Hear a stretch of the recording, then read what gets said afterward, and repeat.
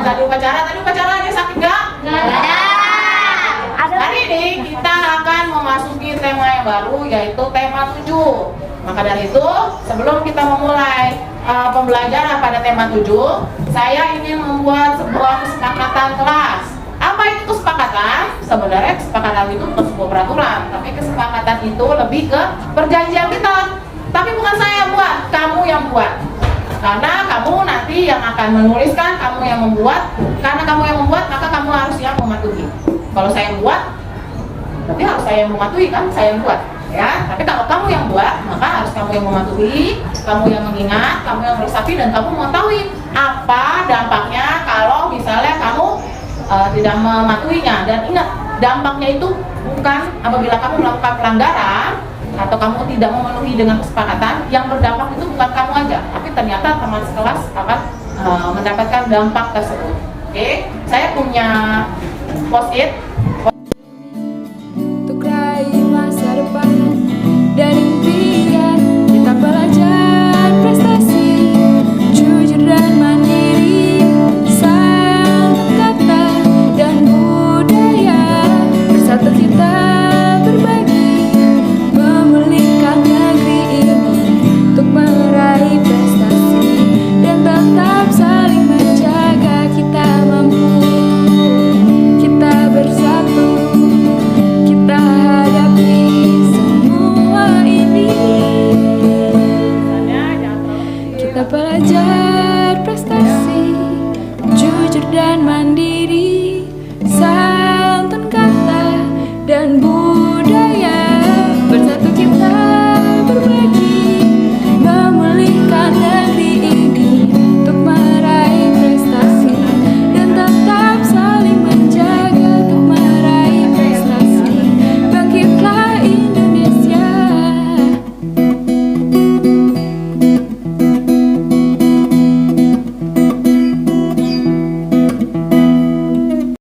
Kita belajar prestasi, jujur dan mandiri, santun kata dan budaya, bersatu kita berbagi, memulihkan negeri ini untuk meraih prestasi dan tetap saling menjaga. Kita mampu, kita bersatu, kita hadapi semua ini.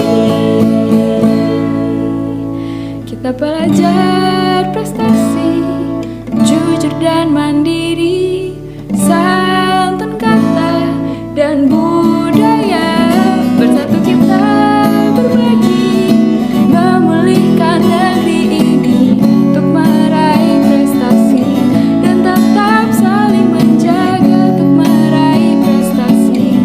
Bangkitlah Indonesia.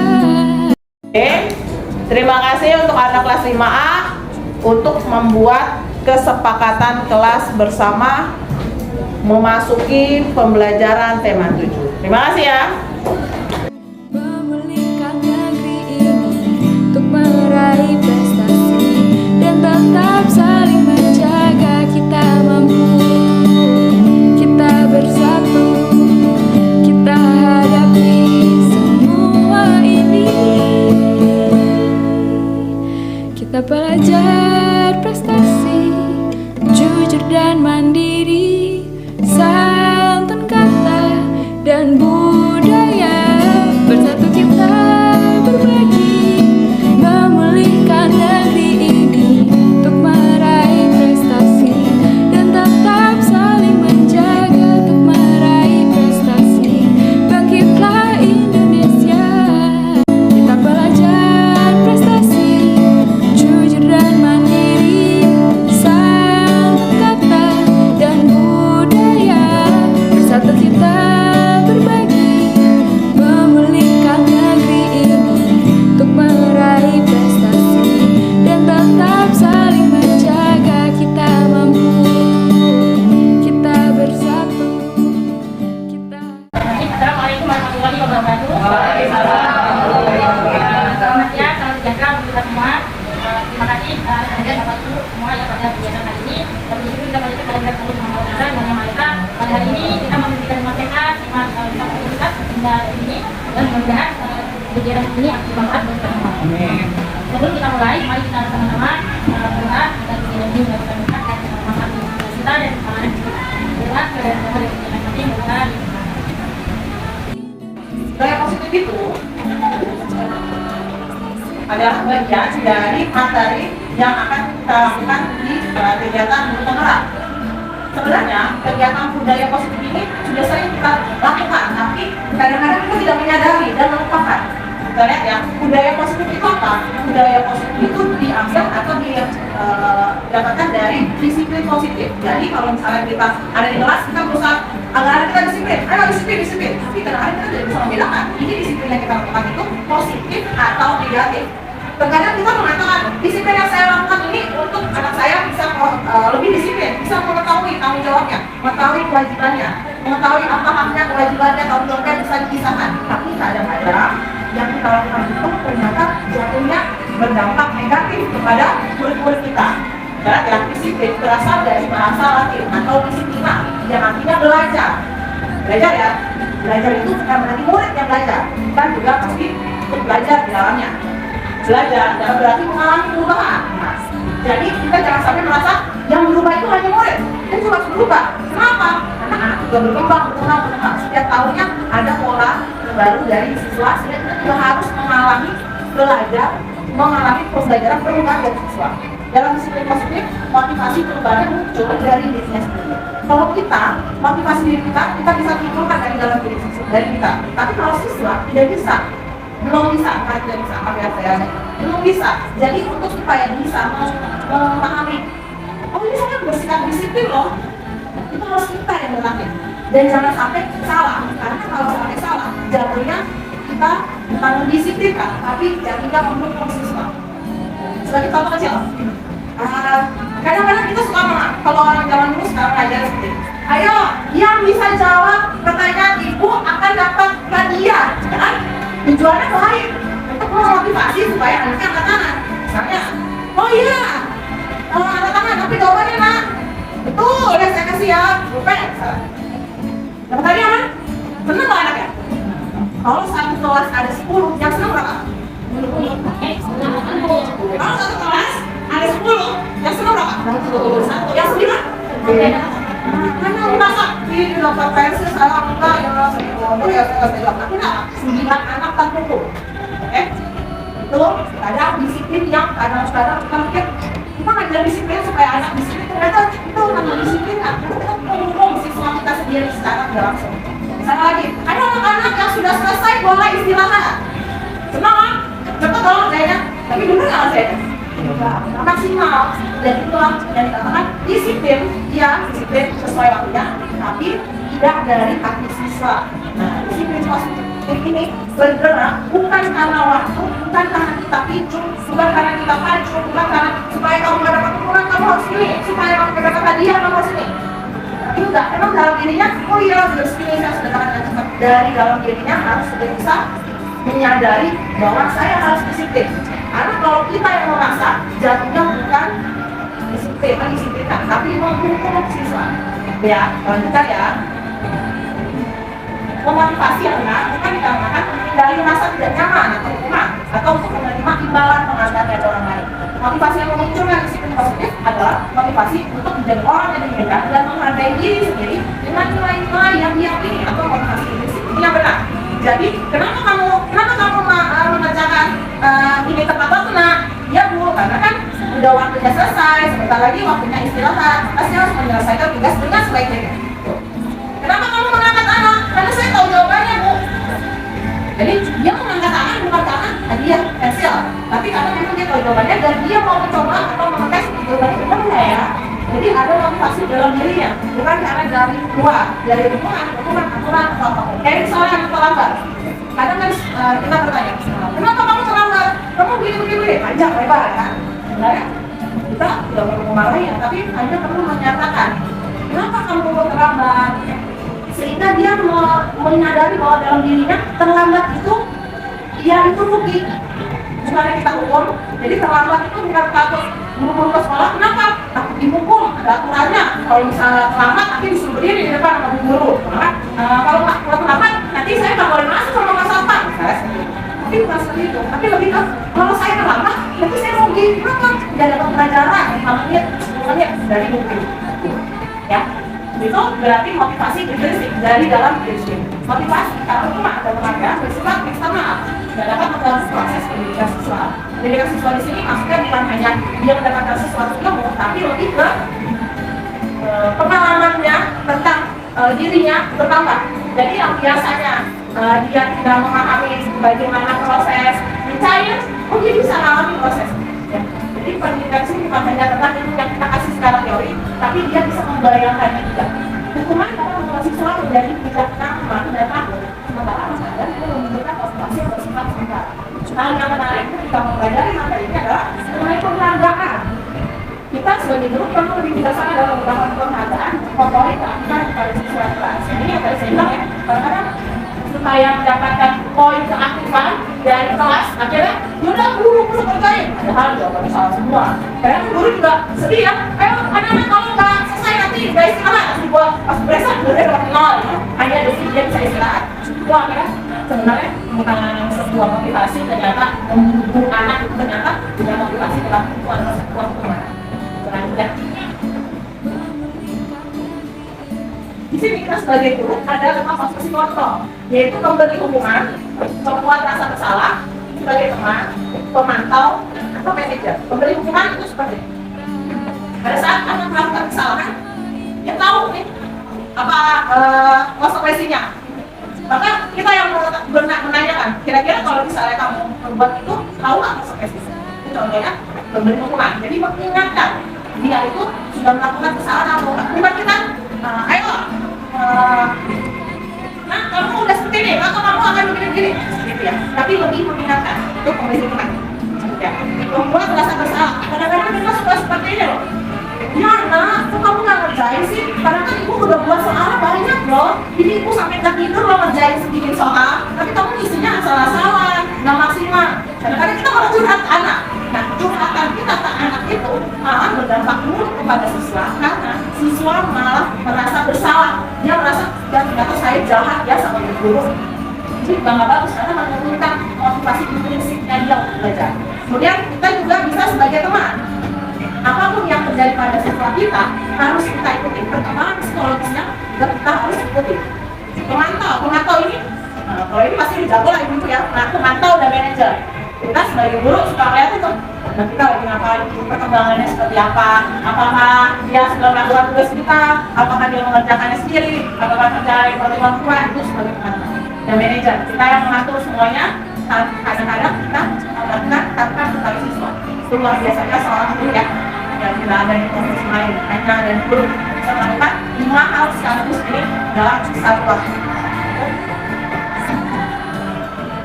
5 kebutuhan dasar manusia, 5 yang tadi kita lakukan ini hanya untuk memenuhi kebutuhan untuk bertahan hidup, survival bagi siswa, kasih sayang, karena bagaimana juga siswa butuh kasih sayang dari kita ya, kebebasan, dan kita juga memberikan kebebasan yang ada. Kebebasan itu tidak mereka dapatkan di rumah. Kadang-kadang di rumah nggak boleh ini, nggak boleh itu, tapi sama kita boleh coba. Di rumah nggak boleh main chat, kelas 1, kelas 2 nggak boleh main chat, nanti bajunya kotor, namanya nanti cucinya susah, jangan aduh kerja-kerjaan bikin kerja lama, lama. Tapi ternyata di sekolah kita memberikan kebebasan. Ingat, ya udah nak, di sekolah kita main chat, mencoba hal baru untuk sesuatu yang baik kepada siswa. Kesenangan, kita harus memberikan kesenangan bagaimana juga. Supaya kalau kita lihat media sosial, suka ada guru yang lewat di depan, itu ayo mau milih tos, mau milih peluk, atau milih apa gitu kan. Kadang-kadang suka melakukan hal itu, dan kesenangan atau hal ini yang membuat anak di dalam itu lebih termotivasi belajar daripada ngobrol. Ya, yang ternyata akan lebih fokus ke gurunya daripada teman lainnya pada saat mulai dari guru menawarkan, kamu mau di tos, dipeluk, apa diberi ujian atau nyanyi barang kan? Ya, ternyata anak kecil bisa memberikan dampak yang besar pada siswa. Terus penguasaan bahwa karena bagaimanapun juga duduk satu siswa duduk di sini kadang-kadang merasa sendiri ya. Di ruangan kelas selebar ini itu dia merasa sepi. Nah, padahal seorang siswa maunya dia duduk di sini, tapi satu kelas ini dia menguasai. Dalam artian dia bisa menguasai teman-temannya, dalam artian saya kenal yang di sana, saya kenal yang di sini, saya bisa ngobrol sama yang sini, saya bisa berteman sama yang sini, nanti saya kenal sama yang sini. Jadi semua internal dan dikuasai daerah atau wilayah. Itu masuk penguasaan. Lanjut. Dalam penanganan siswa, guru sebaiknya menghindari tindakan hukuman atau konsekuensi. Guru dapat mengambil langkah restitusi. Apa itu restitusi? Suatu proses dialog yang dijalankan guru atau orang tua agar dapat menghasilkan murid yang mandiri dan bertanggung jawab. Contoh restitusi, kita harus melakukan validasi tindakan salah, menstabilkan identitas. Jadi pertama ya, siapa ya? Menstabilkan identitas. Jadi kalau misalnya murid kita melakukan kesalahan, jangan langsung kamu melanggar pasal 25 ayat berapa ya? Kita kan undang-undang ya. Nggak sampai 10, tapi kita tanya dulu, kenapa nak kamu sampai terlambat? Misalnya kalau kasus terlambat, kenapa nak kamu terlambat? Oh iya nih bu, ini karena ini. Validasi tindakan kamu menurut kamu bukan kita yang bilang salah, tapi dia yang harus tahu ini salah atau benar. Menurut kamu tindakan kamu sudah benar atau belum? Saya bilang belum kenapa? Oh melanggar kesepakatan kelas, nomor berapa, yang mana, yang terlambat. Kira-kira tanyakan keyakinan. Lalu nanya keyakinan. Kalau kayak begitu kamu rugi mana? Rugi apa yang kamu dapatkan? Mungkin kehilangan jam pelajaran. Dan saya merugikan teman-teman saya. Kalau saya di guru udah mengajar di depan, tapi malah mundur dia di depan. Itu keyakinan yang harus didapat. Ini adalah dan seterusnya. Jadi bukan jawabannya lagi anak kita sekarang ini bukan jawabannya lagi. Kamu terlambat, jangan kamu berdiri di situ. Kamu nggak salah, kamu pegang telinga sampai jam kedua atau jam ketiga. Udah nggak kayak gitu lagi, ya. Oke. Ini bentuknya untuk menciptakan lingkungan sekolah yang positif perlu adanya budaya positif. Budaya positif dapat dilakukan dengan adanya penerapan disiplin positif. Tujuan adanya disiplin positif yaitu membangun siswa memiliki motivasi yang ketiga yaitu motivasi prinsip dari dalam diri. Nah itu yang susah untuk dimulai. Biasanya bisa dimulai dari awal tahun ajaran baru dengan melakukan membuat kesepakatan, dan kesepakatan itu bukan dari guru tapi dari siswa, dan itu harus dipajang besar di kelas supaya siswa itu bisa melihat dan mengingat dan merasa oh iya kemarin saya janji tidak akan terlambat, oh iya saya berjanji tidak akan teriak-teriak di kelas, oh iya saya berjanji di mana saat berbicara yang lain mendengarkan. Itu kesepakatan yang dibuat oleh siswa sendiri. Guru dapat mengambil peran mewujudkan kepemimpinan murid dengan cara murid sanggup memimpin dirinya sendiri. Jadi kamu menciptakan anak-anak yang memiliki diri sendiri sehingga mereka bisa berperilaku dengan mengacu pada nilai-nilai kebaikan universal dan memiliki motivasi prinsip bukan eksklusif. Jadi mengacu pada nilai-nilai kebajikan dari dalamnya, bukan berdasarkan peraturan, bukan berdasarkan tata tertib sekolah, apalagi tata tertib kelas. Kan? Kalau tata tertib kelas kan bentuknya bila terlambat 5 menit akan dihukum berdiri, bila terlambat 10 menit akan berdiri di depan kelas, bila terlambat 15 menit lapor ke kepala sekolah. Itu tata tertib ya. Tapi kalau misalnya dia mengetahui kalau dia terlambat, konsekuensinya buruk bagi dia dan buruk bagi teman-temannya yang bisa tidak menghukum temannya dengan tidak terlambat. Lalu untuk menunjukkan profil belajar Pancasila ini, kalau guru penggerak di sini nyambung sama IKM nih, karena kita harus mewujudkan profil belajar Pancasila melalui semua materi di dalam guru penggerak. Salah satunya budaya positif ini adalah bagian dari profil belajar Pancasila. Dapat menerapkan pemikiran belajar lewat alam melalui pembelajaran kolaborasi, menggerakkan komunitas dan lainnya sehingga munculnya budaya positif di sekolah.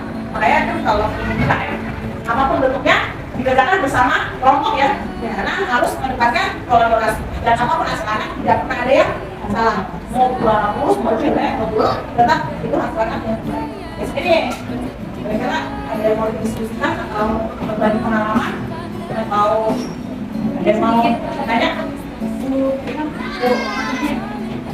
Tertarik dengan motivasi yang saya agak mensulitan di kelas 1 karena anak-anak itu rata-rata kemudian bukannya tuh kalau bagus kita bisa berkomunikasi dua arah, tapi kalau lagi ada yang jelek aja satu. Nah ini biasanya yang lagi nggak benar satu ini biasanya nih anak yang dalam artian pemimpin Untuk memiliki jiwa kebangsaan jadi dia udah ngegodain yang teman-teman yang lainnya. Itu kendala saya di kelas 1. Nah kita kan tadi hubungan disiplin dan positif itu tidak boleh memberikan hukuman, tetapi memberikan motivasi yang baik dalam artian dia sendiri sadar. itu gimana caranya menumbuhkan hal itu anak-anak kelas 1 yang masih mudik, sedangkan di kelas 1 yang agak sulit gitu loh. Ya. Jadi kelas 1 itu jiwanya masih main, oke? Betul ya? Jadi bagaimanapun juga sebenarnya jiwa main itu sampai dengan usia 6 tahun. Tapi anak kita waktu tahun masih ke bawah lah jiwa main. Nah, jadi di dalam memberikan materi namanya IKM kalau saya, tapi kan kita suka terhambat sama aturan kita sih. Dari kementerian bilangnya IKM materinya nggak full nggak apa-apa, ya nggak apa. Yang penting semua yang ini bisa dimasukkan ke dalam sesuai capaiannya dan maksudnya nggak apa-apa. Ini ada pendidikan. Tapi pas udah sampai turun lagi kita udah ada kesepakatan pembinaan semua harus sampai sini. Akhirnya balik lagi ke yang dasar. Tapi bagaimanapun juga sebagai guru ya kita harus menstrategikan semuanya. Kita lihat nih kelas 1 itu hobinya adalah main. Kita bisa ngajak anak-anak membangun mood. Jadi sebelum kita ngajak 15 menit sebelum kita ngajak kita bisa membangun mood anak dengan sebaiknya main kan, bernyanyi. Dan kayaknya di IKM itu tidak disalahkan apabila semua kursi digeser. Belajar di tengah, bebas. Bahkan boleh kan kita belajar di luar. Boleh kan kita belajar anak-anak kecil, apalagi kalau dari catur, itu senang banget. Nah itu juga bisa salah satu membangun mood anak-anak. Baru nanti kalau mereka udah capek, terutama anak yang masa kelas itu, capek kan ya, mulai beli-beli. Kalau kan dia jadi pemimpin ya, oh baru sih ya, nanti jadi tanggung jawab kamu. Capek kan, sampai kelas. Udah kesampaian. Kurang lebih kalau versi saya yang banyak megang kelas besar gitu, tapi ya karena tante saya ini beberapa tahun megang kelas 1 enggak bisa berbagi dari kemarin ini gurunya nanti pertanyaan bagus ya. Saya juga punya pengalaman, kita kayak ya saya punya pengalaman guru saya memang ada anak kan pintar bu, dia itu ternyata berperilaku demikian hanya minta perhatian kita. Jadi dia merasa karena dia lebih dari yang lain. Ketika saya tidak sense, tidak memberi sentuhan kepada anak ini, dia akan berperilaku yang dalam tanda kutip beda dari hari sebelumnya. Saya sebagai guru kan tidak kurang pintar dari dia, maka saya akan mendekati secara personil khusus gini dengan dia. Lalu saya berdua, dia akan cerita sendiri. Saya alami dengan dia. Karena itu kan, aku gak suka sama Niku. Nah, kita di buku terangkan, segitiga di sini kita jalankan. Saat kita mau gak apa-apa, nak, kamu boleh kok. Ibu juga pernah merasakan seperti itu. Lalu nanti kita akan validasi, kita akan kalau menurut Stevi, jika demikian, gimana tuh teman yang lain, bagaimana perasaan Stevi, kita kembalikan dengan bahasa anak-anak ya. Nah, nanti dia akan bisa kok, oh iya Bu ini ternyata aku salah ya. Jadi Bu aku belum tahu. Jadi memang untuk kita juga harus selalu penting, anak ini adalah anak tunggal dan memang tidak ada buat ayahnya. Jadi ya memang harus kita mungkin yang kelas lain sedang berkegiatan, saya ambil jam khusus, saya tapi mengipir supaya tidak berlompat yang lain. Mungkin pengalaman saya gitu sih. Atau memang kelasnya kelas 1 itu di siap kata itu ya. Satu memiliki kawasan siswa yang karakternya sendiri kelas. Dan kita mau salah yang satu tunggal, yang satu yang satu orang pertama, satu luar biasa, sangat unik. Yang kita masih bisa saya ceritakan dengan demikian satu C dan satu D itu kita masih ya bagaimana kita harus bawa semuanya. Ini yang saya katakan adalah rasa kita adalah buat aja kayak kita. Tapi yang satu kulit sama sertifikasi namanya kaki, namanya kaki, anaknya kita. Memang dia mengerjakan segala sesuatunya itu sendiri. Iya, tapi ketika sudah selesai, kaki yang soleh itu sini sama kaki bagi. Ketika dia udah bosan, itu lagi, lagi yang lain nangis, kaki yang soleh sini contoh. Dan segala cara sampai kemarin karena undangnya itu lalu karena dia itu sampai gitu kan. Apa saya panik emosi saya dan mengabaikan sedikit dari itu. Oh, ya. Manusia risiko itu. Jadi pelaksanaan pelaksanaan segitiga suci tidak harus ketika itu. Jadi memang kondisi kita sendiri kita harus stabil dulu. Kita seperti emosi terakhir, lalu kita ambil waktu, kita ambil siapa supaya anak ini tidak terlalu bermanfaat. Terima kasih. Maaf ya, kalau melakukan segitiga diskusi emang enggak harus arif juga. Kalau tadi saya contoh pelanggan yang langsung melakukan segitiga diskusi itu kan secara langsung ya. Tapi ada juga contoh saya tahun lalu pegang kelas 4 sekarang anaknya Abu siapa Rafki itu waktu pertama kali masuk saya lihat anaknya sampai banget dalam waktu 1 jam bisa 5 kali ngomongin WC. Sampai saya bilang, memang di WC ada hiburannya ya nak, aku ke WC terus saya pelajari itu, saya cari tahu latar belakang orang tua ya, ternyata orang tuanya saya sibuk dan memang pergaulan orang tuanya terlalu bebas gitu, jadi jatuhnya anaknya itu terlalu bebas. Nah, pada saat kita menegur dia, kalau misalnya anak biasa, kita kan bilang gitu, kamu tahu nggak kamu salah? Tahu? Begini-begini ya? Kamu tuh begini-begini, kita bisa langsung agak takut. Tapi kalau misalnya sekarang waktu saya melakukan gerak, tapi saya belum belajar bergerak ya, tapi saya udah merasa ini pernah beberapa kali saya menegur Rafi menggunakan bahasa anak-anak. Tahu nggak? Bingung kamu kemarin kabur dari sekolah loh. Gue pikir kamu diculik. Jadi bahasanya, raut muka dan body language kita tuh jadi seolah-olah seumuran sama dia.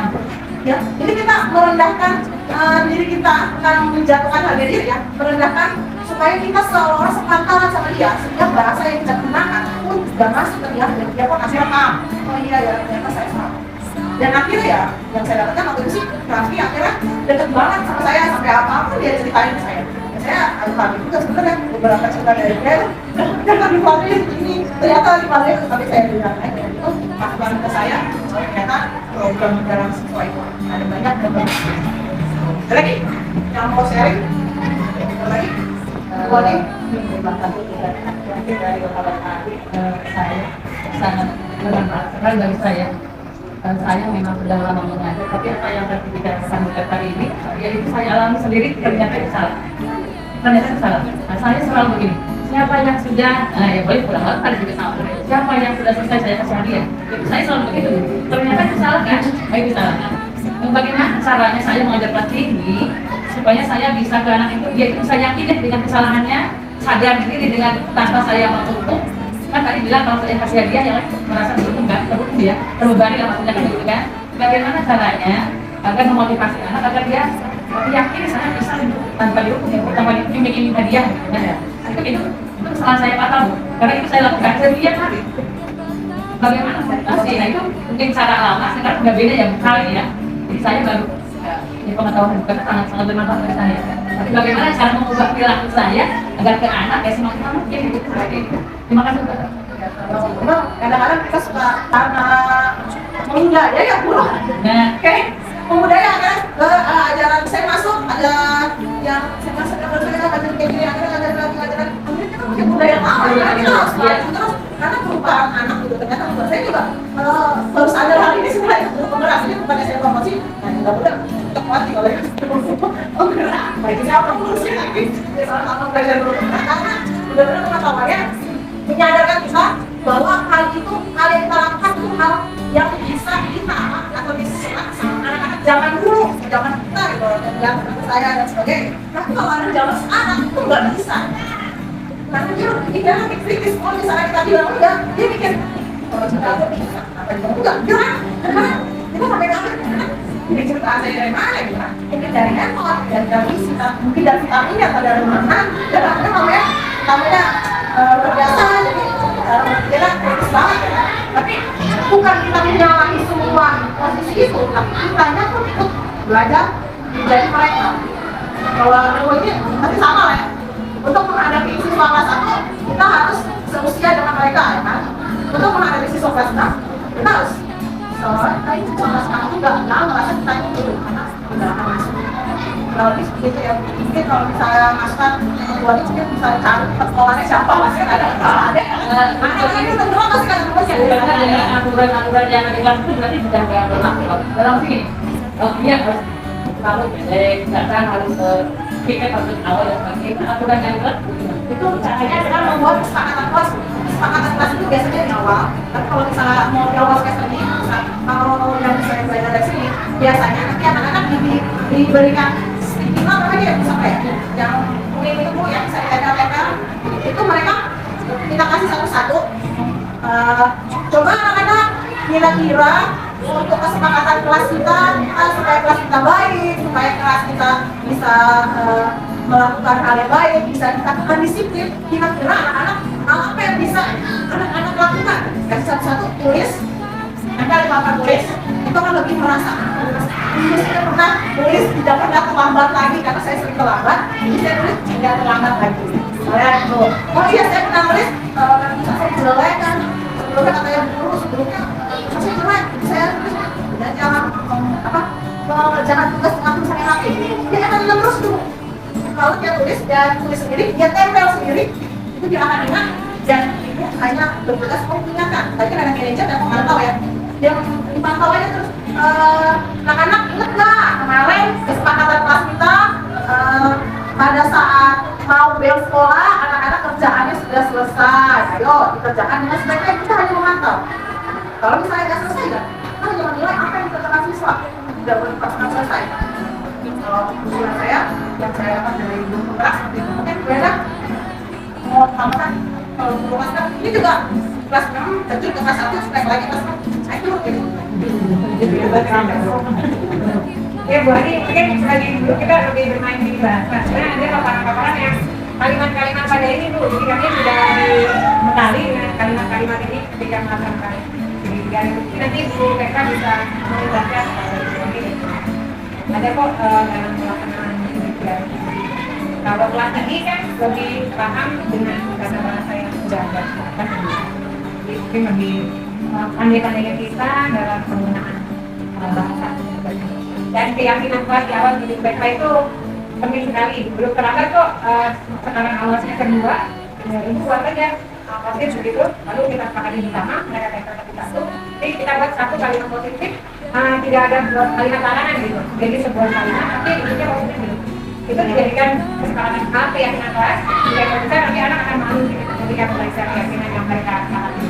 Kemudian kesepakatan kelas yang paling kesepakatan kelas biasanya orang harus polisi penjagaan karena tidak tapi dikaitkan dapat tepat waktu satu berbicara yang lain mendengarkan tidak bertanya berarti lebih ke satu berbicara yang lain mendengarkan positifnya. Nah ini contoh kesepakatan kelas bersama ini dari nomor 1 sampai nomor 8 sampai nomor 2 jadi anak siswa. Nah, misalkan kemarin nomor 1 harus terlambat ke sekolah, ada anak tertulis tidak akan terlambat lagi di sekolah. Saya tidak akan terlambat, saya tidak akan terlambat. Dirangkum menjadi satu. Karena ini banyak yang tuliskan tidak terlambat. Berarti kamu mengharapkan diri kamu itu semua ada tempat waktu ya anak-anak ditulis. Jadi anak-anak, oh iya benar saya menuliskan itu, jadi saya melakukan ini. Contoh kesalahannya biasa tapi dia saya kesepakatan kelas ini kan di awal mereka yang ada juga siapanya kan mau kesepakatan dia dan seperti kita aja orang dewasa juga mau kesepakatan sistem belajar awal ya di awal tuh saya kesepakatannya ya termasuk mengikuti pembelajaran dari itu ya terus boleh berprogram beberapa kali kan untuk misalnya ketika teman-teman sedang berbicara atau ada yang berbicara mendengarkan jadi di awal berarti setiap hari juga bisa kita mengingatkan kesepakatan khusus dengan kebutuhan memang ya tapi kalau sudah ada kesepakatan itu kemudian akan kita bayar ayo kesepakatan kita ini apa kan jadi kalau yang memberikan buat itu kesepakatan ulang berarti secara dari beberapa sampai kita akan dapat gitu kan tapi perlu juga ada kesepakatan belajar setiap hari jadi ingatkan nanti kayak kaki itu memang dia itu sendiri kayak ini saya kasih batas anak-anak itu terkait hanya 3 kali maksimal itu kalau nggak kalian ya apa bagus gitu kan masa harus dipaksakan 3 kali gitu kan jadi 3 kali kalian jadi saya itu rencana membuat saya udah apa sih kayak kita udah kalian jadi ada petrolnya gitu saya kita hati karena memang lagi itu sering banget kalian gitu kan dia tuh apa ini ya buat ini kan membuatkan gitu ya kemarin dia menyadari sendiri pas kita ada motor yang kita yang hari ini akan lebih baik gitu. Jadi anda juga menyadari lagi kalau setiap bulannya sudah lama gitu kan, dan nanti berarti dia tuh gitu kan supaya yang dia bagus. Jadi dia sadar sendiri gitu ya. Memang saya nggak pernah membuka misalnya dan kesadaran tadi kita akan menggunakan bahwa yang pernah dimales di ini masalah kita sendiri bahwa wajar loh kita manusia itu kadang males, kadang kita memang merasa kesalahan nggak apa-apa gitu. Tapi itu memang apa harus diperbaiki, manusia itu kalau ganti makanya sebenarnya ada manusia. Jadi akan mengambil kesalahannya dan kita bertanggung jawab menjadi lebih baik. Besoknya berusaha ditambah biasanya. Lagi yang harus didapatkan juga kita diajak kita ngobrol. Dan tadi kita ngomong teman juga nggak kita mendatang, tapi mereka akhirnya sama kita lebih nyaman. Kan sebenarnya. Jadi aja sama Itu Bu, kalau saya juga, kalau saya yang sudah kerja kemarin, saya praktek tentang isolator dan rolluva, terus sama produksi radiasi dan sebagainya. Kalau saya bawa pompa kecil, saya nggak pompa besar. Saya pakai lilin, Bu. Saya pakai lilin ke setiap kelompok, saya minta bawa boy. Resikonya besar dong pasti awalnya kan soalnya kan, apalagi anak-anak sekarang aktif banget. Jadi saya nggak mengatakan banyak, saya bilang besok Bu Petra udah datang ataupun belum yang bertugas bawa korek, taruh ya nak ke ketua kelas. Kalau bukan datang, ketua kelas harus sudah mengumpulkan dalam keadaan koreknya sudah lengkap semua kelompok. Kenapa mau dikumpulin? Nanti dimainin sama itu. Kamu udah lah, kan kamu punya kasih nama di koreknya. Kamu tahu nggak meja ini gampang terbakar nggak? Gampang. Ini gampang terbakar nggak? Tapi kalau misalnya sekolah kita terbakar, bagaimana? Saya ada kasih ilustrasi seperti itu. Tanpa saya sadar, saya masuk. Kalau langsung ibu korek, saya main ini pun, ininya pasti jadi radiasi, korek semuanya. Semua dengan main yang macam-macam ya, sesuai alat mereka. Semua bisa bergerak dengan baik. Sebenarnya anak-anak mau diam. Kalau kita kasih kereta cicilan gitu ya, nggak bisa diam.